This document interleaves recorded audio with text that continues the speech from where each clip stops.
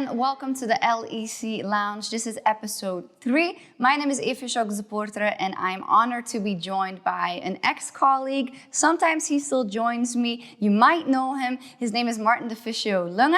He is, of course, an ex-pro player in the European LCS. He is an ex-caster, and he is currently involved with Origen as the general manager. That is quite a list, Martin, of things you've been involved in only 6 years. And I'm very happy that you're joining me today. I love the fact that I actually got a better intro than Ocelot. That means a lot. And I know it's going to be good now. So Martin, as said, quite an impressive list of things you've been involved in.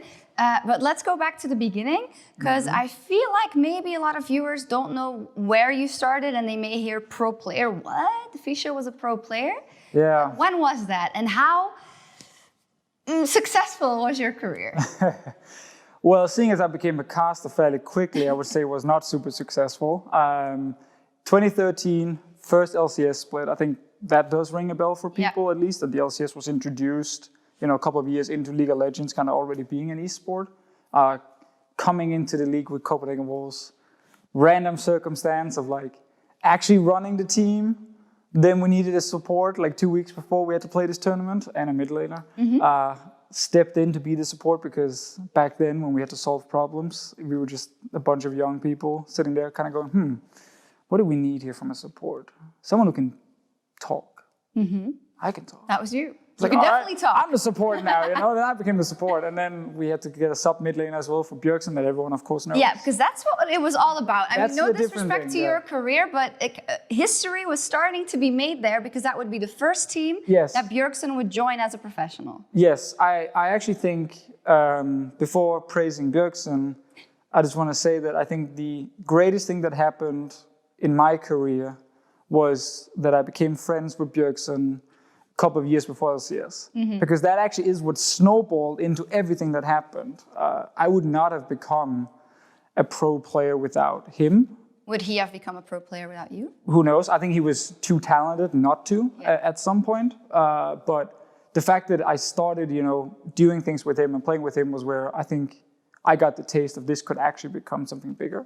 So anyway, we qualified because he couldn't play in Warsaw. Famous moment, which famous moment with the thing we probably can't say. Said something you shouldn't say to the live. I don't assume I can say that in this interview, but I don't. People can always just Google. You can look it up. Google, an interview with Carmack. F.U. Bjergsen, just Google that one, then it's fine.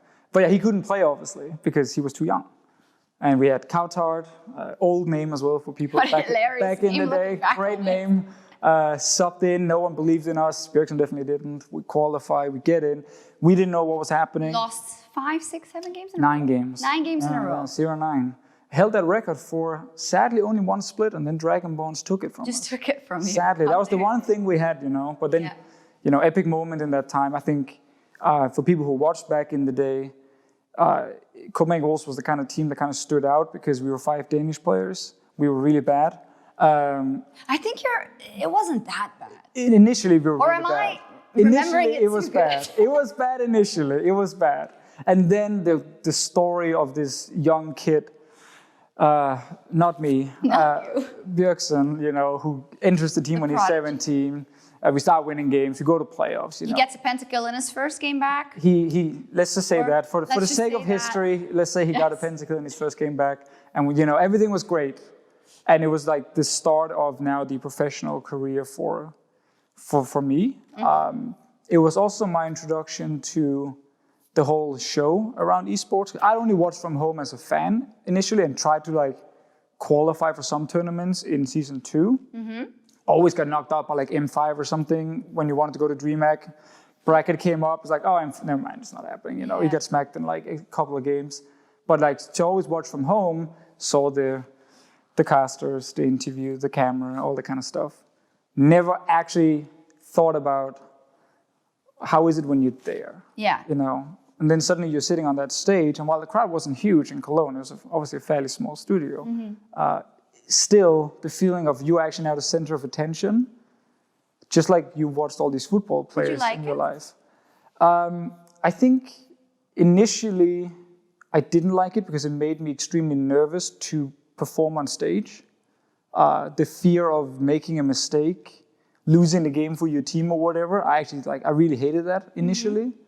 I think once you've done it a couple of times, and also you start learning that, you can win games, and then it's certainly a lot more fun. So you kind of get used to it. And I think the whole studio camera cologne kind of thing, it just became your life. Yeah. Which was a very good thing. Because again, also, it did introduce me to, the broadcast, you doing interviews and so on. Yeah. Do you remember when we first had an interview? Because I can't. It was so long ago. I remember the kind of like time frame. And I remember the setting. And right? the setting. Like the white stage. The white maybe stage. The white couches. We had 2 chairs, I remember, like bigger than these chairs. They were like down to the side of the stage. Yeah. And then you would sit there with the players. And I remember the first interview we did, I did it with you, like the first time we won or something. Yeah. But I remember you guys were like, we want Bjergsen. Bjergsen. We need Bjergsen. We need Bjergsen. Very shy still back then. He didn't want to do it. So I was like, I'll do it, Did the first interview. That was fine. Then the second time we won, and you guys were like, we want Bjergsen. He's like, I don't want to do it. Wasn't Svenskeren on the team as well? He didn't want to do it either. Svenskeren didn't want to do it. Bjergsen didn't want to do it. In the end, it was me and the Tess who ended up doing all the interviews, almost all the interviews in spring. So we were basically tired of you before you even came. It just got really awkward. I was like, oh yeah, Bjergsen went 10-0 this game. And then here's the support. This 0-1. Yeah, I was like, how was the game? I'm like, yeah. I mean, people do understand that, I think. I think now, you also explained in some of the interviews, hey, Bjergsen's a really young guy. He's a bit shy, doesn't want to do interviews yet. And I think people understood it. And it only made the mystique around him bigger. Who's this guy? You know? And we were just such I think, a fun but also strange team to look at. Because again, we had all the Danish fans, obviously. Then we also... the Danish fans. Huge Huge country. All 5 million people were just huge Copenhagen Wolves fans. We also had the underdog story. So I think we started getting, also the international people to look and be like, that's really cool, 0-9, and now they're actually making playoffs, And I think as a caster and as a host, part of the broadcast, we later learned, or I at least learned, but I think you probably already from the start noticed, how cool the underdog story is to talk about. To the fans on the broadcast. Why were they so bad? And why they're now, winning games? So I think that was a whole fun little thing. You're the rogue. You were the rogue or the Excel of yes, as long as they make playoffs. Which we don't hope they do, by the way, because that's our spot. So we need them not to be the underdog story here in summer. Yeah. Well, let's talk about you as a player, because I know it's easy for you to brush it under the carpet and go like, well, I wasn't that good and Bjergsen was best and whatever. But how do you look back on kind of what you achieved in that short time? Do you think at the end of the day you weren't good enough of a player to be a pro player? Or were you, and was it not really something you wanted to pursue? I think I was good enough because I played support, where it was less about being mechanically fantastic, like compared to mid laners in Season 3 in Europe, where you were against Frog and Bjergsen, Nukdog, Alex Ish, like all the legends, basically. And the support role, especially back then... Shade to Peke, by the way. Oh, Peke as well, sorry. Peke and as also, well. oh my, what a shade. I mean, come on. He's even in your org. Let's only have Peke, we don't need to add us. But anyway, I think support back then was a lot more... Because people didn't really understand the role too much in the sense of how you could actually be useful without being the guy who 1v9 the game. And a lot of it was about vision and bringing CC and... Is it more boring? Be stable. I think back then support was a lot more boring than it is now. I think it's a lot more simple in the sense that you bought gold per 10 items, if you remember Heart of Gold, Philosopher's Stone. You bought wards, more wards, and then at some point you told your team, guys, I'm going to buy an Oracle. Yeah. Please defend me. Yes, I can't die. And then there were 3 assassins on the enemy team running around with million jumps, and you were just like a stupid Lulu or something with an Oracle, and they would just want to murder you. So that was kind of the fun part of it. You were a little pig, and they were chasing you around, But apart from that, I think the support role was a lot about actually communication, synergy, and understanding. How do I help my team without, you should never be the one in the front who's feeding if you're the support back then, in my opinion, because you didn't have to make big plays. Well, there were other examples. I guess, I think of an Edward, a Crepo back then. Sure. They definitely had a bit more of the aggressive streak sometimes. And they did, and I actually think, without saying I was the greatest player of all time, but I actually think towards the summer split when I had played for a bit as support, I felt like I could have somewhat the same impact in the game as they could. Yeah. The problem is Mithy joined the league in summer and he made everyone look terrible.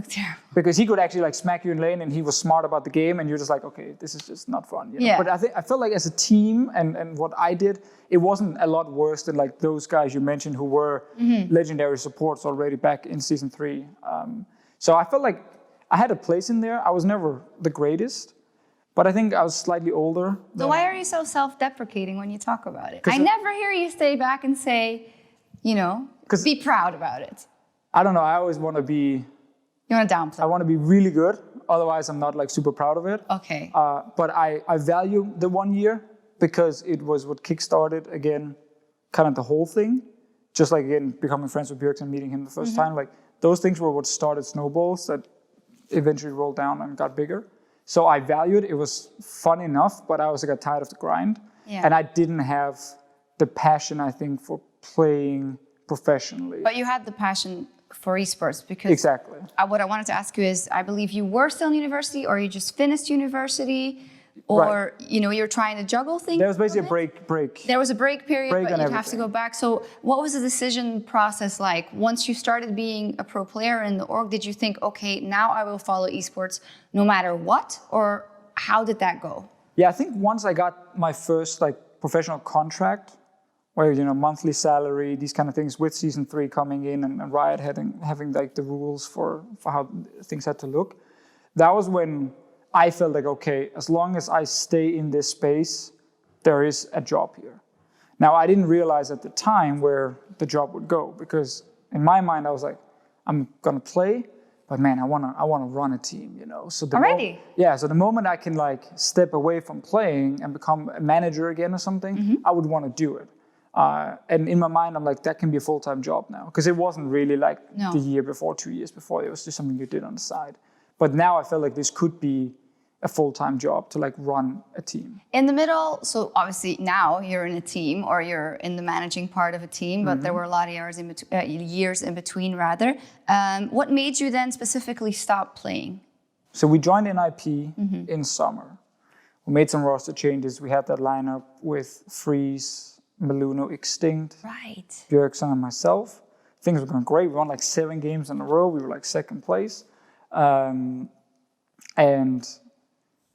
when Extinct left in the middle of the split, I'm sure, do you remember that? I remember that. It was a bit of drama. He just basically, he wanted to do other things in life than be a pro gamer. Yeah. And it was abrupt is what I mean. It was exactly. It happened kind of out of nowhere. And if you remember, we went to Tenerife. Yes. Everybody burned. Everyone burned, especially our team. 2 guys were... Freeze had to go to the hospital because he didn't put on sunscreen and they had to scrape his skin off. He got terribly sunburned. There are probably still pictures out there. That isn't... those memories just all came back. Yeah, we were at the pool. Joe Miller and I as well. The only thing the makeup artist said was, don't burn your face because I can't put makeup on you guys. And all the players and all the staff were red. So burned. So red. It was crazy, man. It was crazy. We digress. It was an amazing weekend. It was wonderful. I have no clue why we It felt more like vacation than competition. Yes, right. We just like randomly, we will take this like 5-hour flight to Tenerife. We're gonna play this like gaming festival in Tenerife. No air conditioning. Nothing. You on stage. Nothing. You were probably burning up. Here's a hotel. Here's the pool. Here's where you're playing. Have fun. That was it. You're like, okay, great. So I think every team just spent time at the pool, then went into play. Yeah. Everyone felt awful because they were sunburned, and then we had just lost Extinct there, I remember. Yeah.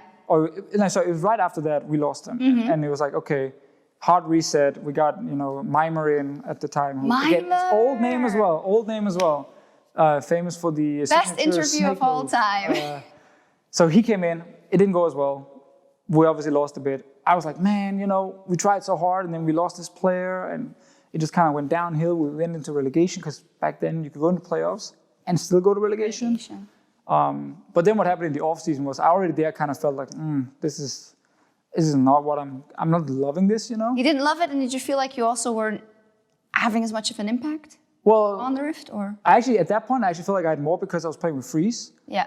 And I felt like I was one trick in Nami and he was playing Draven. I was like, this is great. Unless we played against Mithy. Then I actually felt like it was really cool playing bot lane. Like playing against Gambit's bot lane at the time, I remember when it was Voidal and Genja. Poito and Genja, yes. And like, that was really fun, you know, because, you know, Nami Draven could just smack that stuff. And they played Sona every game and so on. So I actually really enjoyed that part. But I didn't have like the burning passion at that time. And then when TSM wanted to buy Bjergsen, he got sold. The lineup just kind of split up. We had to rebuild from the start. That felt like a great moment to just say, okay, actually, seeing as we are rebuilding almost everything, maybe this was a good time to be the one building the lineup. Yeah. So I suggested that, they accepted. As a coach. Actually, it was just more of a manager. A manager, at the time, right? Yeah. And then we got like the NIP lineup that famously failed so badly with Mythy, Freeze, Nuke Dog. One of the first super teams. I mean, kind of, I guess. Who was our jungler? Hercubot. Hercubot was the jungler. Yes, Hercubot. And Zoro Zero. Zoro Zero, the best top laner that never was, and nobody knows where he is. You know, it's 5 years ago, and I still love him. And the community also still misses him. I still miss him. There's a Where is Zoro Zero thread every 6 months. Greatest guy ever, and such a good player. Good player, all great players, right? But it was a bit of a disappointment. Nothing worked like synergy-wise, and then going into that tournament. Which one? It was a promo tournament for season 4. Yeah. And we played KMT, who became Rocket. Yeah. With Yankers and Vander. And Overpower. Overpower in the mid lane. And we were not prepared, and they just had like really good strategies. And the Kale mid lane, they just like destroyed it. All games were like 50 minutes long, because for some reason back then you couldn't finish a game. So they had like a 6-item Kale and Overpower who were just smacking us left and right. We refused to ban him for game 2. He did the same thing again, and he just... Very disappointing. So, but that was the promotion for season 4. Was that before or after Riot asked you to be on the desk for World Championship? Yeah. The tournament was after. After. So you'd already been on the desk. I did the season 3 Worlds World Final. In Staples Center. What a way to start. Insane. So your first thing you ever did on camera as a caster? Because I did interviews with you. Yeah. I did maybe a tiny bit of analyst desk. Yeah. In your NIP shirt. In the NIP shirt. And that was it. Yeah. That's all I'd done on broadcast. Mm-hmm. So shout out to you for also putting me on camera and not saying, I don't want that guy. I need Bjergsen. I mean, nobody else would do an interview. So. Sure, that kind of helped me. Again, life goes, in funny places. Notice how many small things ended up actually building towards this. Bjergsen not wanting to do interviews, so I got to do them. You know, that introduced me to the camera, to be in front of camera. Cologne being obviously a place where casters and players were all hanging out outside of the show, which meant that you got to meet the broadcast people and you became friends with them. And that obviously, again, allowed you also to learn more about the craft and everything. The craft and that world. And then season 3 World Final. I sat at home. I was depressed because we hadn't qualified for Worlds. For season 4. Or well, we hadn't qualified for anything, right? We were in promo tournament. Nothing. And I remember seeing that, I think it was Ocelot, and we had to go to LA to be part of it. And with his broken foot, I remember. With his broken foot, yeah. And I remember seeing that and being like, oh, that's really cool. But it's not just, whatever. They would ask me if they wanted me. Yeah. And my mom just kept telling me, just write to them. Like, if you want to go so badly, at least let them know you want to go. Like, how would they know? And I was like, no. They don't want me. And then after the classic mom thing, you just keep... The Fisher Mom MVP? You just keep saying it, just do it. And you're like, no, And in the end, you're like, fine, I'll do it, right? I wrote to Bridget, who was the player manager, who used to work right? Oh, she still does. Oh, she's still right. Yeah. Different role. Used to be player manager. Yeah, different role. She was a player manager back then. Wrote to her. I was like, hey, I see some of the other players are going. I would love to go. Would there be... Also, you're probably like, LA free trip. Yeah, that sounds awesome, Go to the World Final in LA and with Riot and so on. And she actually replied back. She's like, that would be great. Can you fly out soon? I'm like, yes. Right now. I'm just sitting here doing nothing, And then I flew out to LA and I was there for 2 weeks. And we were supposed to do only stuff behind the scenes. Yeah. We did the Joe Miller roundtable. Roundtable discussion. That no one remembers. But was very good. But people remember the funny video that was made after. Which one? the one Spazzy made about the pølse and so on. Yeah. Another funny thing that ended up being really useful. And also Ocelot's crutches interview. He was with Joe Miller in the final. Because he said crutches, but it sounded like crotches. Yeah. It was actually an epic People tournament. probably don't know what we're talking about at all, so I hope they go back and watch. Yeah, watch season 3 Watch the World season Final. 3 World Final, everything. Like the start, the interviews, the extra content. It'll be walked You want out. to know how I got on that desk? Again, completely random. Jad had this idea because they were doing double play-by-play, one color caster for TriCast back then. So everyone who's watching now will always see double color caster and one play-by-play. So it'll be Quick Shot and then it'll be Froscurian and Vedius, right? That's the combo now. Back then it was always double play-by-play and only one analyst. So Jad felt like doing pick and ban phase, we weren't getting enough out of it and like he needed someone to bounce with. Yeah. So he actually suggested when we were there to test some of the pro players to do pick and ban phase with him. So we sat in some room somewhere, and it was Snoopy, Voyboy, and me who were like selected to like try and do that. And we all did it, and they were like, okay, we put you on the semifinal, you on the semifinal, and then they came to me and they're like, you did great, you're in the final. I was like, oh, okay, what does that mean? And then Jad and I, we sat for like a couple of days before the final and just did like pick and ban stuff, like practice it, but also like ran through everything. So I actually felt like pretty prepared, and I don't think I realized how big the actual show was. So I just kind of sat there in my NIP jersey in stables. 12,000 people. And I sat in front of the caster desk outside the camera so people couldn't see me. Yeah. And then I got introduced to the producer who's called JP, who was our producer in Europe for many years.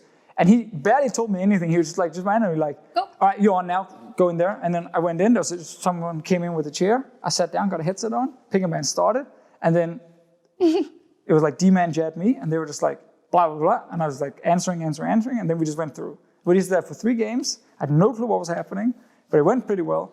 And that was literally introduction to broadcast and me as like an analyst or color caster, which then meant when Riot were looking for someone, they had already seen me and they actually decided to ask me if I wanted to try and do more. So a lot of friends with Bjergsen, random qualify to LCS, do interviews with Sjokz instead of Bjergsen, my mom being super annoying. If all that didn't happen, you still wouldn't be where you are? Because you have a lot of qualities, Martin. I don't have to tell you this, so... I don't think I would have been a caster. Because that was never the plan. Yeah. I remember once asking my friend in season 2 when I was listening to the casters, oh, do you think I could be a caster? That would be really cool. He's like, nah, your voice is annoying and your accent is bad. I was like, all right. And I don't mean this in a mean way, but that was an issue for you. It was good feedback. It was good feedback. So I was like, all right, he's probably right. That'll never be a thing, right? Shout out to you, by the way. You know who you are. So I never thought about being a caster, ever. As I recall, you did the stint on the analyst desk for the World Finals. You didn't really do that much, right? A couple of segments. And very, very soon after that, you already got offered a job to be a caster. How accurate is that? I got offered a chance to try out to be a caster. Everything was still professional, right? But it was different from nowadays. It felt a bit more relaxed.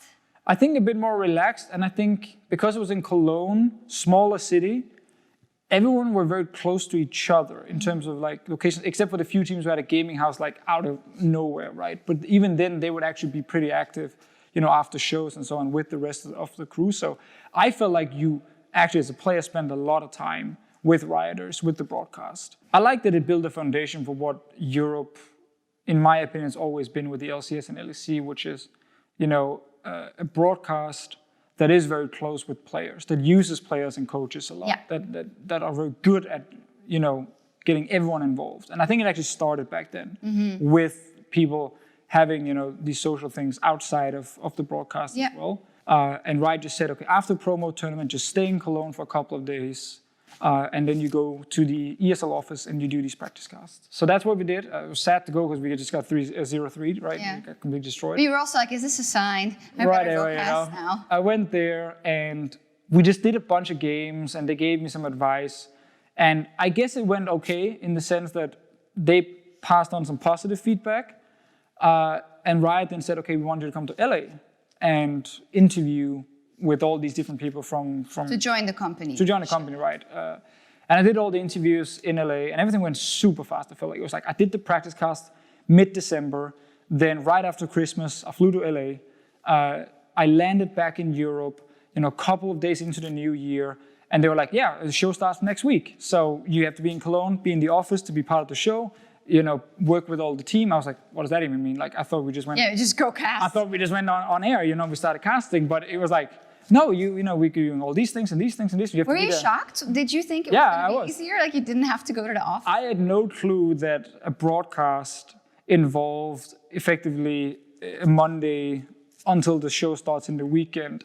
Not just with practice casting, but actually like the show itself, how many people were involved, how everything between caster and host, because we didn't have an analyst at that time, right? So like caster, we had that little tiny table. Yeah. And they had the big analyst. I can't remember. That was jealous street. That was a problem back then.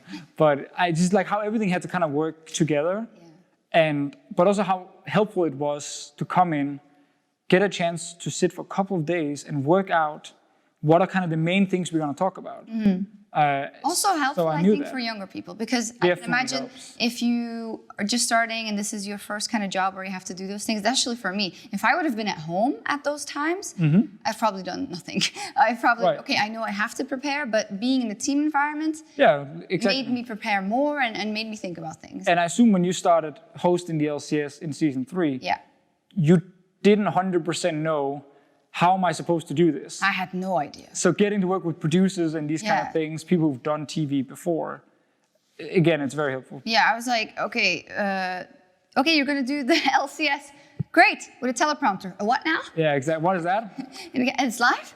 Okay, sure. So I feel like for all of us, you included, it was kind of like, we learned how to ride the bike, but the bike was not completely finished yet. And we were like trying to figure out what the best way was. And then a wheel would fly off sometimes. And then that's what it felt like. We were evolving with each other as it went on. And some of us were a lot worse than others at riding the bike initially. And they would crash quite a lot. But that was kind of the thing, because I think the week 1 was like a trial by fire kind of thing. I'd done the interviews, I'd done the tryouts, and they were like, this is good enough to at least put it on camera. Or maybe they were super desperate, I don't know.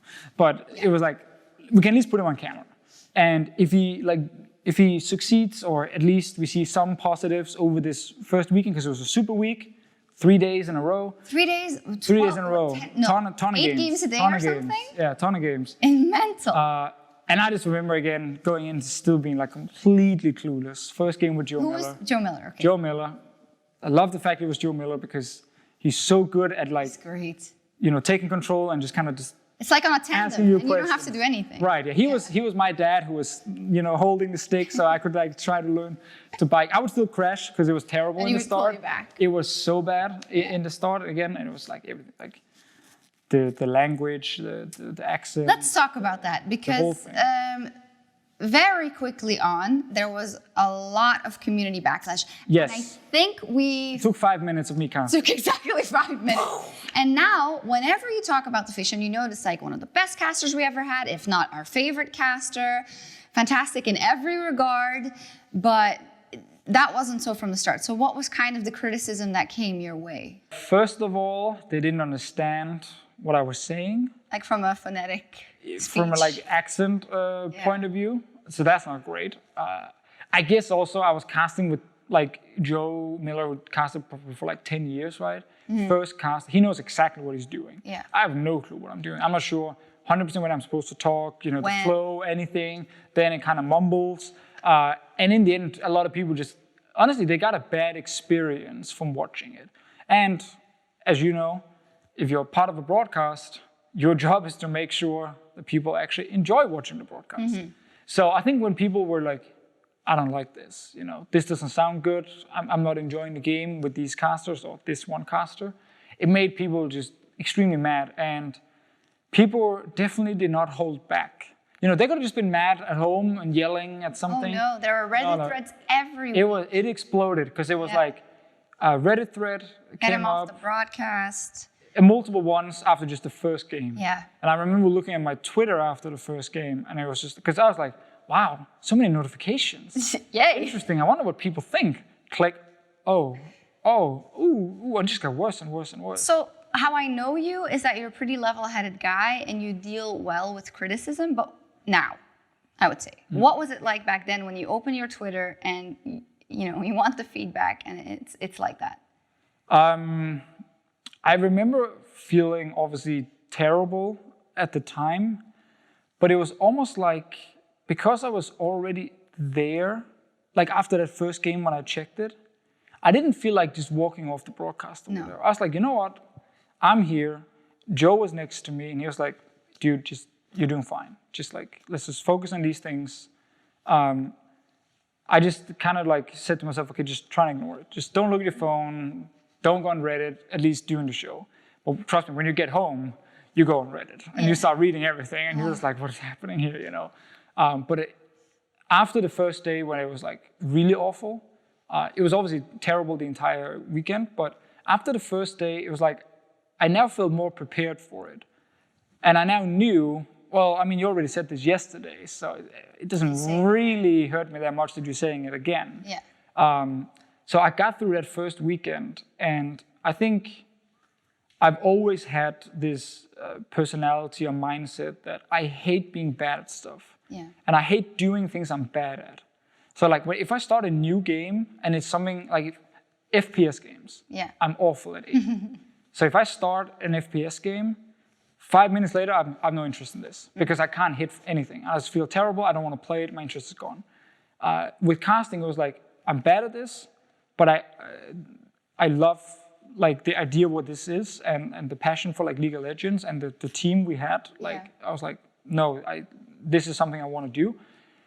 So I just like went into like hyper mode of stop being bad at this, do everything you can to not be bad, because then you're actually going to start enjoying it, just because I know how much I hate being bad at stuff. Yeah, I like how you bring up kind of the team, because I think there were a couple of us. I remember I was of the same mindset. I was like, okay, I love this. I know I'm not great yet. I wasn't getting quite as much flame as you. I mean, I probably would have quit if I got as much flame as you. You did amazingly well with all that criticism. There was like a Trevor, a quick shot, who was just such a workaholic, an absolute perfectionist. You had Joe and D-Man who were just oozing experience, right? And yeah, I think it was also the love of, I don't want to let this go, for me at least. Even if I'm not great at it yet, esports is going to be big. It's only going to get bigger. I love this scene. We have to hang on. But the resilience I saw in you was insane. You worked so incredibly hard. And I think to a point it kind of like took over your life entirely. Not just the League of Legends stuff, but the voice coaching, the improv coaching, everything to be better. Yeah, I mean, the fact that after that first weekend, Riot actually gave me the full-time position, I think that was the biggest kind of like clap on the shoulder to say. A lot of motivation. Yeah, I was like, hey, we actually felt like you did something from day 1 to day 2 to day 3. We see the potential here. We like you. We think this could be big. The moment you get offered that full-time contract, you definitely don't feel like I can just walk away now. I can just give up. So that was a big thing. And then also the fact that I guess it was a combination of wanting to spend the hours, but also the team wanting to help. Like we did so many practice casts, I remember we did so many feedback sessions. And then also Riot being like, dude, what do you need? Vocal coaching? Okay, great, let's find one. English teacher? Good, let's find one, So you had some interesting I definitely had a very interesting English teaching teacher you, but let's not point. go into that. Holy moly, what a character. But yeah, so like I think the combination of having the resources available, having the team who were not just saying, dude, figure it out, just come back. We'll see you at the show. That wasn't the case because we were in the office. We were doing this together, right? And we were all like in this show. And I remember, while there was a lot of criticism from me, I also just remember generally there was this whole NA greater than EU kind of thing. And it already started back then. It started that. So I also remember feeling like we were part of a group. The resistance. We just really wanted to prove the EU broadcast. It was also good. It was great, I mean, as context for people, obviously, it started at the same time, NALCS and ULCS. And NALCS was in the studio in LA, I would say, right? and it was completely decked out, and it was, of course, it's LA, it's the home of TV and everything, and it was all a bit more haphazard in Europe. It was together with ESL in the beginning, and there wasn't as much guidance on the floor. We didn't have 20 producers there. No, it was a lot of freedom. Who'd done TV and who knew how to do this. I think all of us kind of had to learn it by ourselves, which fundamentally changed the DNA of the European broadcast because it came from us. It didn't came from anyone kind of already having a set idea, which I think worked out very well for the LCS because it kind of worked for the audience. But for us, it became something completely different. And I like it now, but it was a struggle back then. Yeah, I mean, it was a struggle. It was a lot of, I remember so many frustrating moments where we were like, that was a great show, you know? Yeah, and then we were like, we nailed that. Oh, people didn't like it. They hated some people didn't like it. They didn't like the tone. They couldn't understand Deficio. Whatever they thought we were making too many jokes. Yep. And of course, let's not, there were too many technical pauses. Let's be completely fair. It was a combination of a lot of things. And it was snowballed. And then there was the whole thing about, the teams are not interesting, but NA, they have all the cool players now, Bjergsen's coming over, double lift, and all that kind of stuff. TSM, we all loved them. Where Studios New is bigger. Exactly. Everything was just going their way. But I think it actually did help us in a sense also to just say, we can't just let this stay, let's like really dive in. How do we make great changes, what's working, what's not working. So while I did a lot of personal work, I think the entire team as well also producers did so much. Who worked from LA for the longest time. Yeah, in the middle of the night, got up at 3 a.m. to have meetings with us. It was crazy, because it's not like we were all on our own, right? There were people helping us. They were just in LA, working on night shift times. I do remember it definitely influenced me personally a lot. It influenced me up until, I would say, the beginning of 2018 when we made like a fundamental change and kind of separated. But even back then, I felt terrible. I was so frustrated constantly because it's so hard when you work on something so hard, and everyone there, right? Every cameraman, every soundman, every caster, every producer really wants to make this good. And there were very good moments that I love, that I still think back to, like the interview with, I think it was Froggen, and they had like a little Anivia, and there were so many really personal moments as well. But everyone hated it. I mean, at least the vocal what we saw. But I also think there was a fear of failure because of the pressure. I think so. Some things we didn't get to like innovate as much as we wanted. But that's where it wasn't that much budget. Sure, there wasn't maybe as many opportunities to do it. But I remember specifically kind of the big shift that happened with the EU LCS at the time, where we left Cologne. We went to Berlin. This was 2015. Joe and D-Man decided they did not want to follow to Berlin. They were the big names. They were the legendary names. The rest of us defined so much of the casting. Yeah, we were followers. They were definitely the ones leaders, who kind of defined how everything was done. And a very familiar voice for everyone who had watched for so many years. So I remember, again, them saying, we're not going to follow. It was you, it was me, and it was Quickshot. Yeah. That was it. But at the time, we were like, wow, what are we going to do? Yeah, we can't. This is crazy. I actually think now, looking back, the fact that some of the same names, like you and Quickshot from back then, got to live through the entire thing and be part of it, has really helped. But none of us were who we were today, right? I would people have changed say, a lot. Yeah, we were definitely much worse at our jobs. We were much less liked. Trevor was he was doing the wrong thing. He was a color caster back then, so I was still stumbling over my words. But there was such a turning point because he was not forced. He wanted to go play-by-play. Yeah. And we were sitting in a hotel room after Worlds 2014. It was my first World Championship.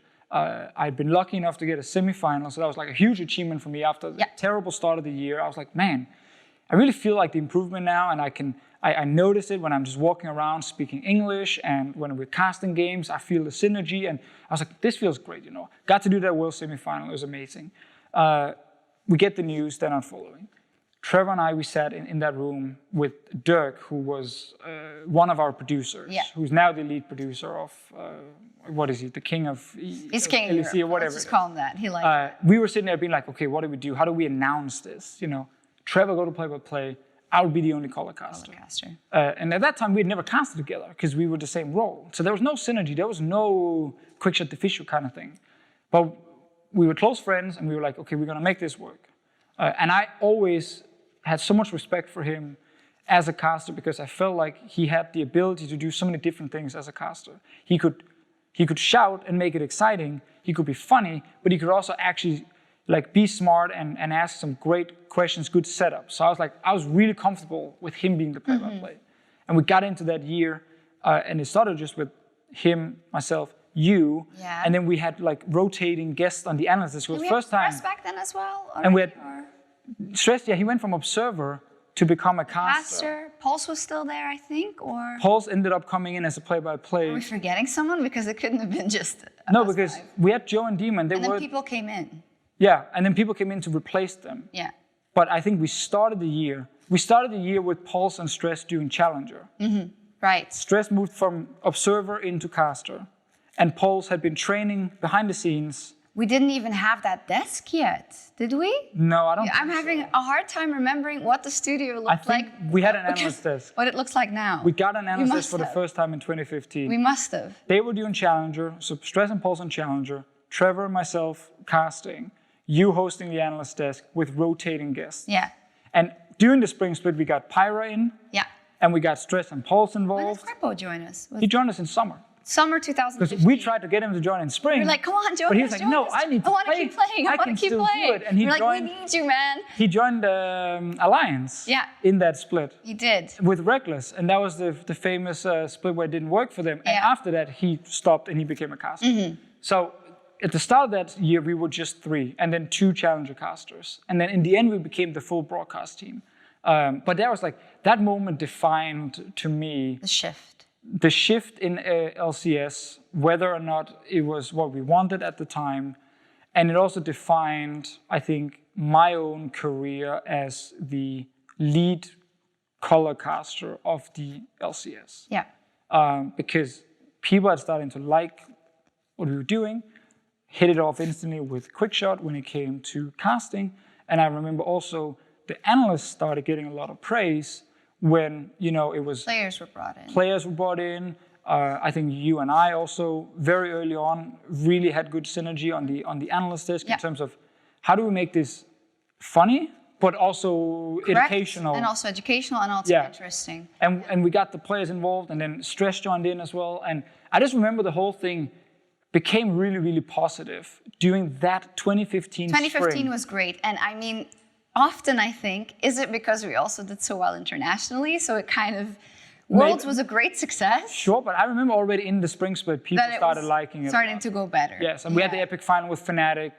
Huni ran over 3-2 versus Unicorns in spring, and then 3-2 versus Origin in summer. It was kind of the perfect storm in that, at the end of the year, the teams would do well and get the semifinals, right? Fnatic and Origin. It was also the Origin story. It was the Unicorns of Love who were so popular. It was 5 game setters. It was Reckless getting a pentakill in the finals. It was everything. So many positives. And that just, had like a positive vibe on everything else, I think. I think that was a really defining moment. That was a great year. For Europe as a broadcast, and where we really started noticing more love as well for the general broadcast.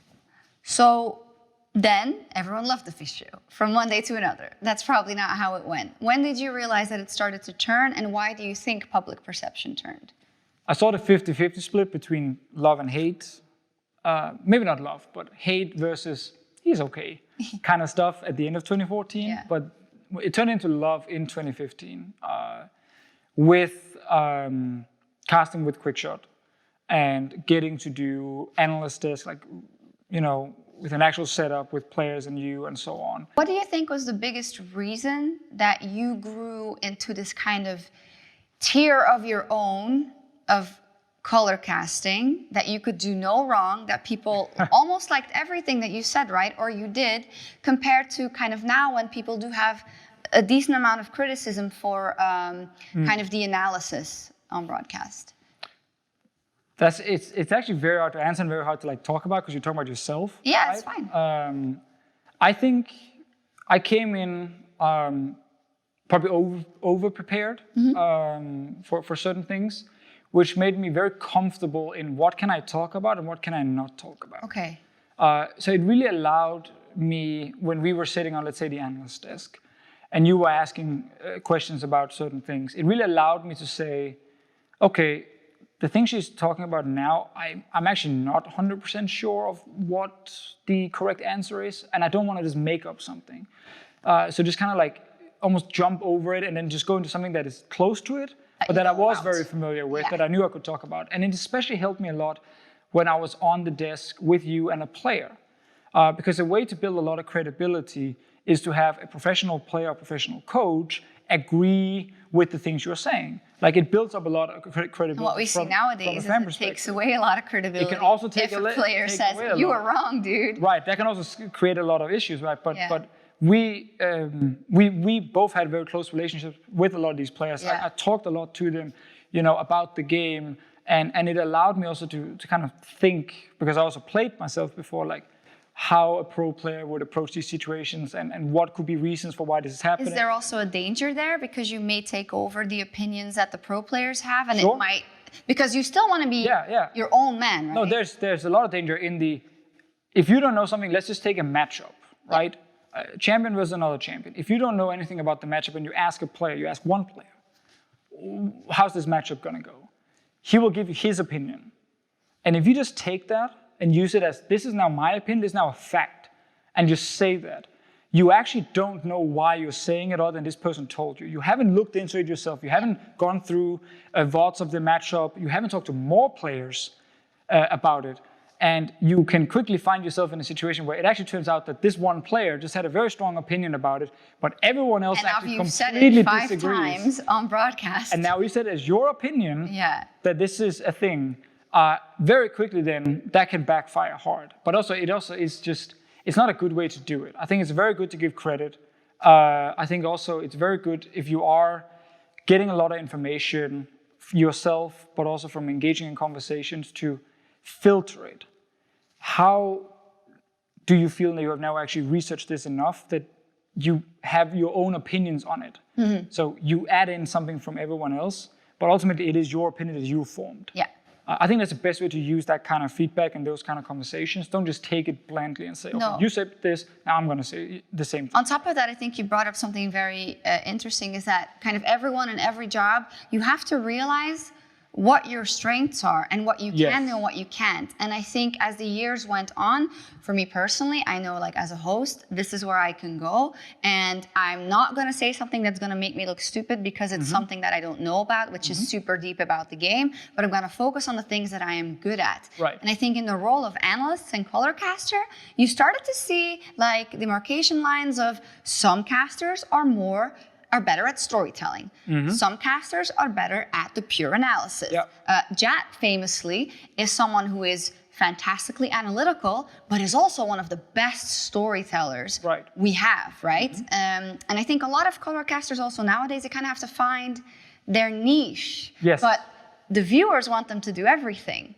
And they want him to do it perfectly, yeah. Which again is impossible. Also, League of Legends is a game of opinions in a lot of ways. There are like guidelines you can follow in terms of how the game is supposed to be played, but teams will approach things differently. You know, we have famously the whole like Korean League of Legends. This is the optimal way to play the game. You must play it this way, slow and steady, controlled vision. That's how you play the game. Then China comes along and says, actually, we'll just fight everything. And suddenly China starts beating Korea. Yeah. And the meta changes and whatever. And suddenly you can't just say that's the optimal way of playing League of Legends anymore. And that makes it very difficult if you are an analyst to feel like you know everything. It's actually impossible. There's no way you can know matchups as well as a pro player. There's no way you can say this one style is the greatest, everything else is bad. So you have to be super versatile and flexible, and you have to be able to understand where people are coming from with different things, and you have to be able to word your analysis in a way where you're not always just making big, pure statements. It really hurts you if you're always just saying, I think this champion is great and I think this champion is garbage. Or I think this is going to happen now. Yeah, I think this is the only thing that can happen, and if it doesn't happen, the team is bad. Yeah. Because team proceeds to do the absolute opposite. Right, and that's not in terms of protecting yourself necessarily, but it's actually just because the way the game works is there's so rarely a single correct thing it depends so much on so many factors in the game. And the better you get at looking at, okay, a checklist, basically, that's what I made for myself. I made like a checklist where I'm like, if teleport is on cooldown, and if the enemy team has a champion that's super strong in the mid game, look for these things, and then you can kind of calculate and say the odds of them winning a dragon fight is now really high if they go for it. So I should probably here say, I want to see them go for this, and I think the other team should probably avoid fighting and do this instead. Oh, the other team decided to fight them anyway. Oh, well, here you go. The checklist was true. Yeah. They get destroyed in the fight. You now look great because you were basically talking about it, but you weren't saying, if they don't go dragon here, they suck. Yeah. And that's where you can be, obviously. I mean, it seems like it's a lot to think about, and it's an incredible balance. And you're doing it live. And there's a guy next to you who's like, blah, blah, and blah, you blah, have blah, people at home also who, well, I could be watching, and I'm like, I don't care about these matchups. I want to hear about Reckless for an entire game. And believe me, there's a lot of people like that. Yeah. But there's also many people who are like, no, I don't really care about the stories of these players. All I want to hear is how this mechanical interaction works between this champion or this champion. Yeah. And I think that's where it becomes difficult because all these people obviously have valid criticism about what they'd like to see. But that becomes incredibly difficult for us to then filter, okay, but what should we focus on? And it's never perfect. Well, it's never perfect, and I will also say we definitely have gone overboard at times. With storytelling, definitely. Sure. But things do haunt you for a long time. I feel like mistakes you made years ago, people will still bring it up and say. But that's the same when you watch traditional sports, right? Yeah. Like, I don't watch every Premier League game there is. No. But I do watch from time to time. So what I hear when I watch that game, that will probably stick. Mm-hmm. Because I'm not going to watch the next game until a couple of weeks later. See, that commentator who said that's the only thing I remember from those 3 weeks, from what that guy said. But I think also actually now that you mention all the different things, some people want to hear this, some people want to hear that. I think that ended up being towards the end of my full-time casting career. Kind of my greatest strength was that I built up kind of the experience of like, when should we be doing different things in the cast, then the knowledge that made me pretty secure that I could always find something interesting to talk about, not necessarily always the highest of highs, but like something interesting. Yeah.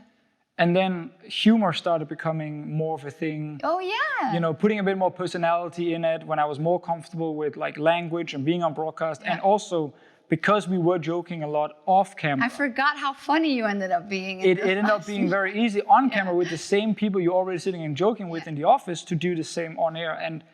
And I think it allowed me towards the end to kind of do a little bit of everything. Storytelling maybe could still use some words. But you actually actively worked on it. I tried to work on it, but there's also other people. But it was good because there were so many other people who did the storytelling. Trevor was great at it. You were great at it.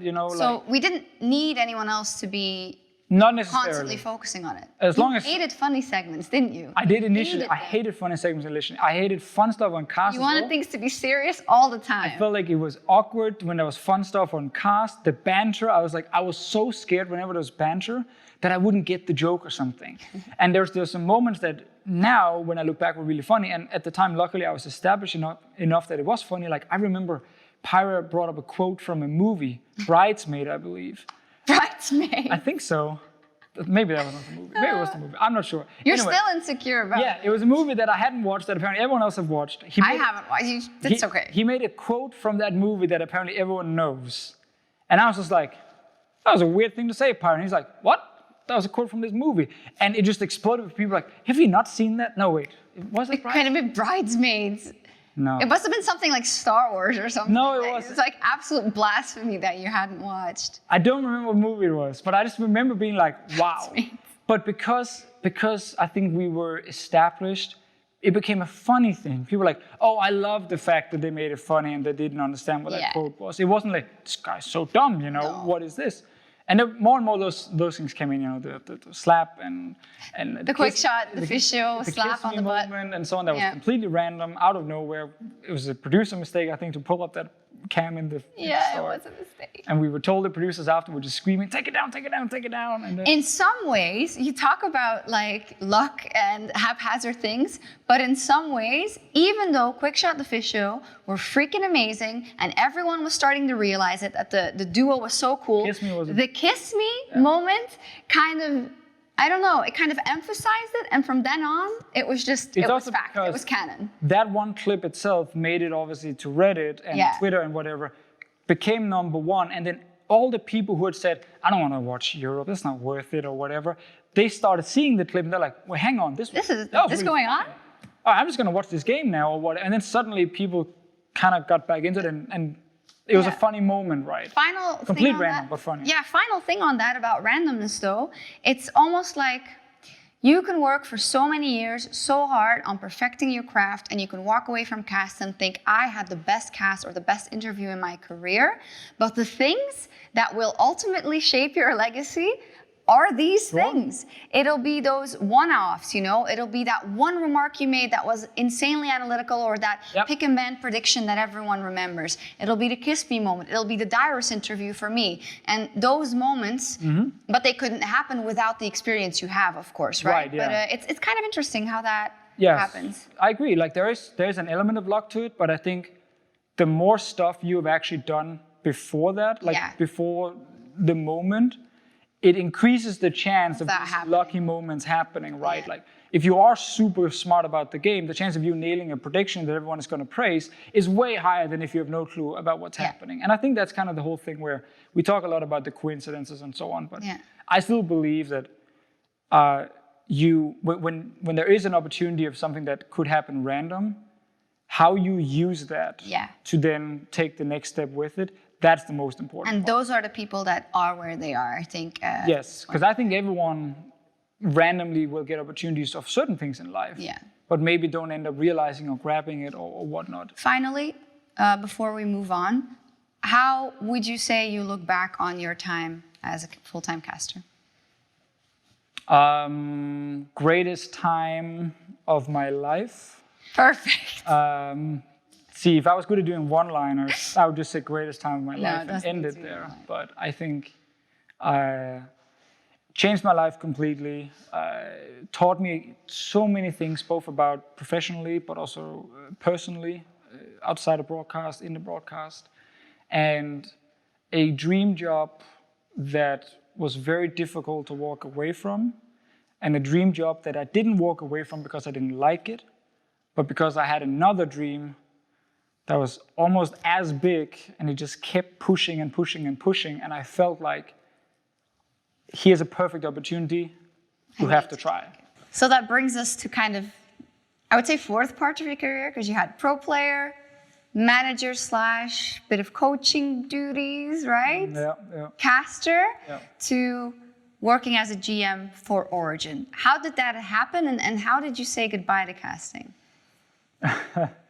So I had this dream of really working with an organization and being a leading part, you know, like building out an organization with other great people to see what we could achieve.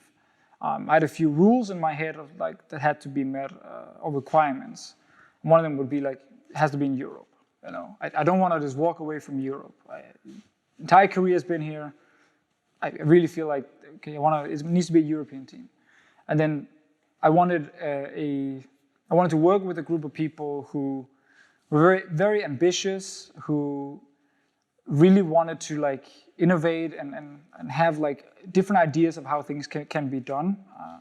And I think when the LEC was announced, which was back in, I want to say it was like February or something, last year. Last year. It was they announced that this is happening. Well, not LEC, but that permanent partnerships. Permanent partnership. Yeah. And applications had to be submitted by like 1st of June. And that's where I realized, okay, it's now or never. This is probably the golden moment, right? Like there's a chance for me to continue what I'm doing for this year, but as a freelancer. And then there's a opportunity for me to go out and explore and see, is there anyone out there where we could do something really awesome together? And something where it would be worth it to step away from casting, which in many ways still is a dream job. And it was very, very fun. So when I met up with, Astralis people, and we started talking about what we wanted to do. Obviously, Astralis being in Copenhagen as well. That helps. Gave me a great opportunity also to do things in Denmark. It felt right. It just felt like everything kind of clicked in the sense that we wanted a lot of the same things, and I really love what they've been doing with Astralis, the whole performance model they have, like with bringing in people from the outside, with coming with very different views on how you're doing things, kind of combining that. Because I obviously have no clue, how you build a professional athlete in traditional sport. Like, how would I know that, right? But having someone come in who's also a legend in Denmark, in Kasper there, and getting to work with him about how we're doing this. The rest of the organization was kind of like just a well-oiled machine in terms of everything was just there, content, social media, sales, business, strategy, all that kind of stuff. And it felt very natural for me in Copenhagen to kind of just slot in there. What was your day-to-day like? Because general manager, I've seen people fill that in very different ways. Yeah. So what did you do, or do you do? So for this year specifically, when we talked to Xpeka, right, and we were like, hey, we found out that there was an opportunity to work together, and we could work with him, and we could become Origen. We felt like that was a golden opportunity. We also knew this is going to require a lot of extra work in the sense that you're not starting from scratch and people have no opinion of you, and you can kind of just build from there. Yeah. People are going to come in and already have an opinion of Origen. Yeah. I would say a very loved brand, but in the same vein, tainted a bit, right? A brand that had really high highs, but also low lows, right? So we knew there was going to be a lot of things with that, but we were like, listen, with the players we're going to get, with the model we have, and then with Xpeka and myself, like there's a lot of things we can work with. What ended up happening, obviously, with Origen was because the organization at the time was very focused on Counter-Strike, and also people coming from the traditional business and sports world, there weren't necessarily a lot of mega League of Legends experts. So a big part of my job in the first year was to be the link, or is to be the link between everything in the organization and then League of Legends specifically and the team, right? So I've been able to do a bit of everything, actually, and that's why I think like the general manager title can be so many different things, because a lot of my work has been on kind of day-to-day operations. Again, be involved in everything we do, from content to this to that. We have great people in all these different teams where if you sit down and talk to them about what we can do, there's so many great opportunities. And you're embedded, so you'll be able to say, for instance, for a content piece, I don't think that's going to work, right? We should change it here or there. And they can also actually say that to me when I'm like, oh, I think this is a great idea. And they're like, yeah. For business, that's not a fantastic idea. Or just like, we tried this before in other things. That didn't really work. Here's what's actually really successful in other sports or businesses. Why don't we combine League of Legends with that and so on? So when you're disinvested in, of course, Origen, and you want to see the results, it must be nerve-wracking as hell to watch them then. It's not always very fun. Not in the sense that they're playing bad or whatever. It's more when the show starts. I'm ready, go in, watch, ready, check, and for the first hour, I can kind of watch as a fan, in a sense. But then the closer you get to our game, it starts getting really hard to watch, in the sense that... What, do you get sweaty? You get sweaty. You're thinking about a million things that you have no control over. But you keep thinking like, oh my God, okay, I hope the draft is spot on. I hope, that pick there, that was really good in scrims, man. I really hope we get... Everyone's feeling well. That would be amazing. Oh, wait, is Bonnie yawning on stage? Is that a problem? Hey, Fabian, hey, what's happening? What's going on? What's going on, Like, you get super emotional before the game even started. Then I walk around. I'm not very hungry. I'm just kind of like... So it's not necessarily about winning or losing. It's just about you want to see what you've been working on and everything going right. Yeah, when you watch your own team, it's about you just want to see them succeed. You want to see them get rewarded for the hard work they put in. You want to see them smile. You want to see them be happy. And then, eventually, everything's going to be great and everyone's going to benefit, right? But in the moment, you're just like, you're so emotional because you have no power over what's going to happen in that game. And the moment Andre walks off stage, it's just the 5 players against 5 players. There's no control. Anything can happen. Do you sometimes see Andre walking off stage and his face is like, just completely, and you're like, oh no, what happened? What's up in the He typically smiles when he walks off stage.